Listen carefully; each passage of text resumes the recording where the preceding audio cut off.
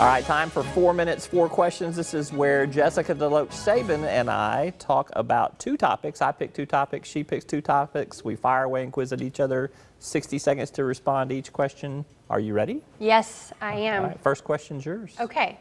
The GOP presidential primary is now bursting at the seams, and this happened very quickly. So Rick Perry is now in the race. Yes. Lindsey Graham.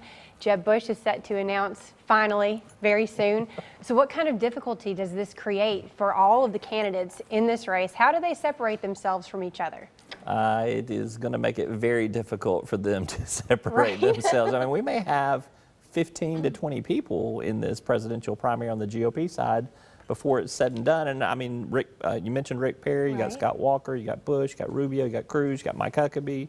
I think that it is going to take a long time for a frontrunner to emerge, which means the general election messaging is going to take a long time to really develop, which is not something you want in a presidential primary, a long drawn out one like that. And I also think that the middle of the pack candidates and the back of the pack candidates get to linger around a lot longer because they can kind of pick and choose what states they want to compete in, and they can also stretch their money out a little bit longer when there's that many in the field because no one's going to emerge as a consensus candidate anytime quickly. Right. Yeah. All right. My question to you is about one of those GOP presidential candidates.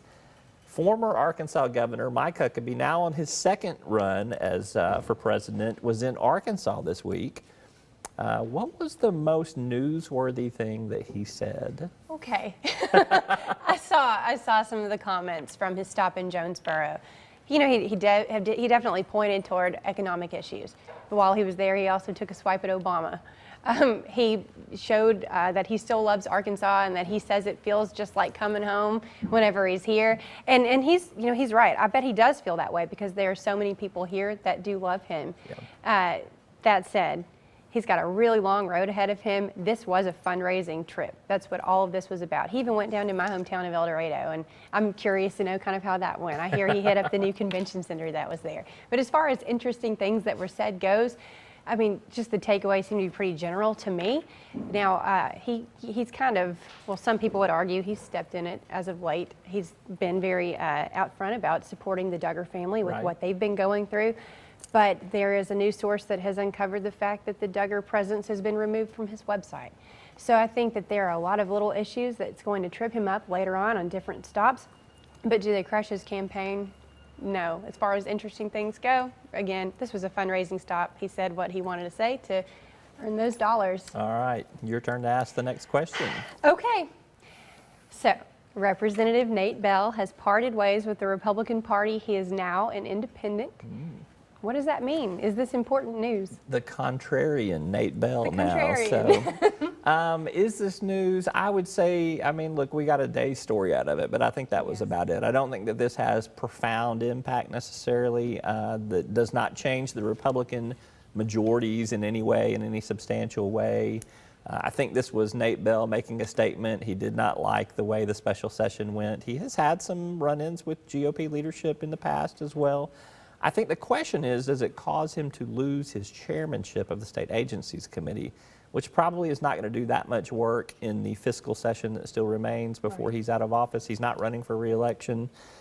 I think he holds his chairmanship. I've been told kind of quietly behind the scenes, we're watching you, but this isn't the end of the road for you, buddy. So I think this was more of a statement than anything else, but I don't think it has big repercussions. I don't think you'll see other people follow. Sure. All right, last question. Libertarians resubmitted their signatures to requalify as a political party earlier this week. What will their impact be in 2016 in the elections? Well, assuming that they qualify. Right.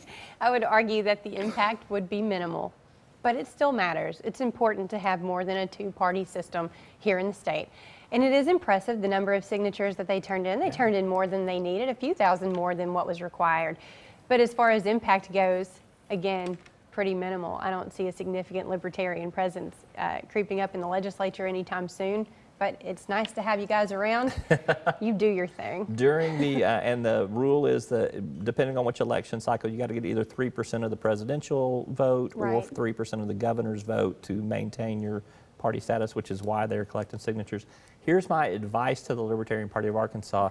They need to find a way to make Elvis Presley one of their candidates for governor or president, I guess, because he pulled like 7% of the He vote, did well. I think, in the land commissioner's race. Right. And so I think that they need that name ID for someone, even if it's just on a whim like that, so that they don't have to collect the signatures. Just That's my right. 2 cents worth right there. All right, that's all for this week's 4 Minutes, 4 Questions. Roby Brock and Jessica DeLoach Sabin. This segment is part of our Pure Politics weekly podcast, which comes out on Thursday afternoon. So check it out on talkbusiness.net. You can also catch it in the iTunes store. Check out that full podcast at talkbusiness.net. That's all. Thanks for watching.